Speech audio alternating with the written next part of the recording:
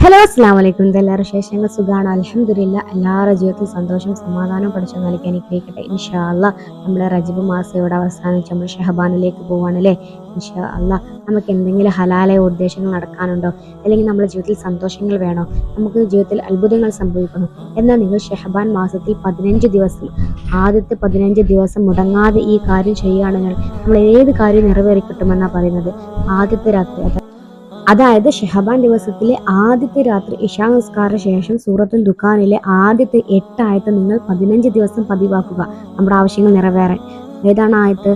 ആമീൻ വൽ കിതാബിൽ മുബീൻ വറബ്ബുൽ ആബായിൻ അവലിൻ എന്ന് അവസാനിക്കുന്ന ഈ 8 ആയത്ത് നിങ്ങൾ 15 ദിവസം ചൊല്ലുക.